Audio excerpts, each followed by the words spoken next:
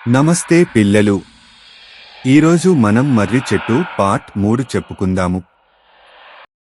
బబ్లూ గుహలో దొరికిన తాళం మరియు పేపర్ తీసుకుని ఇంటికి వచ్చాడు.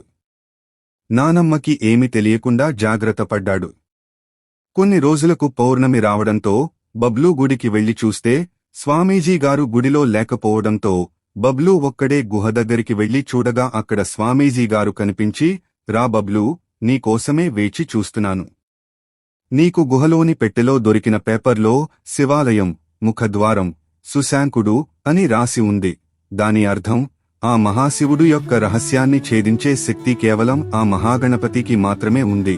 ఆ మహాగణపతి నీ సంస్కృతంలో సుశాంక్ అని కూడా పిలుస్తారు. నీ అసలు పేరు సుశాంక్ కదా నాయనా. ఆ పరమేశ్వరుడి రహస్యాన్ని కూడా నువ్వే బయటికి తీసుకురావాలి అని చెప్పాడు. దానికి బబ్లూ, సరే స్వామి, మీ ఆజ్ఞ అని చెప్పాడు. కొద్ది నిమిషాల తరువాత బబ్లూ మరియు స్వామీజీ కలిసి గుహ లోపల ఉన్న సొరంగ మార్గంలో ముందుకి వెళ్లారు. అక్కడ వారికి ఒక తలుపు కనిపించింది. బబ్లూ దగ్గర ఉన్న తాళంతో ఆ తలుపు తెరిచాడు. లోపల మొత్తం బంగారు ఖజానా, అతి పెద్ద రాజా ఖజానా ఉంది. వజ్రాల, బంగారు నగలు, బంగారు విగ్రహాలు మరియు ఆ పరమేశ్వరుడి విగ్రహం కూడా ఉంది.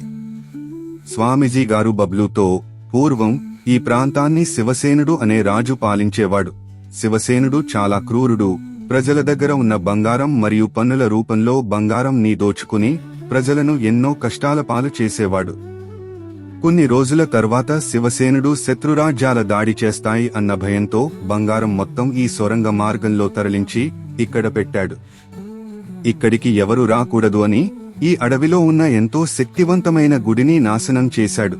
అంతేకాకుండా ఎంతో పచ్చని ఈ కొండకి నిప్పు పెట్టాడు. అలాగే ఆ దుష్ట రాజు ఊరి ప్రజలతో, ఆ మహాశివుడు ఈ గ్రామంపై ఆగ్రహించి ఈ ఊరిని దహించి వెళ్లిపోయాడు అని ప్రచారం చేసి ఊరు మొత్తం నీ ఖాళీ చేయించాడు. ఈ కొండలో తపస్సు చేసుకునే మహర్షి జరిగింది తెలుసుకుని శివసేనుడు దగ్గరికి వెళ్లి ప్రశ్నించగా ఆ దుష్ట రాజు ఆ మహర్షిని కూడా ఆ అవహేళన చేశాడు.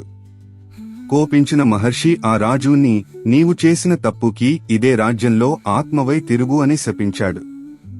దానితో రాజు తన తప్పు తెలుసుకుని మహర్షిని వేడుకోగా, ఏ పౌర్ణమి రోజు అయితే ఆ మహాశివుడికి గంగాభిషేకం జరుగుతుందో ఆ రోజు మాత్రమే నీకు శాప విమోచనం జరుగుతుంది అని చెప్పి వెళ్లిపోయాడు.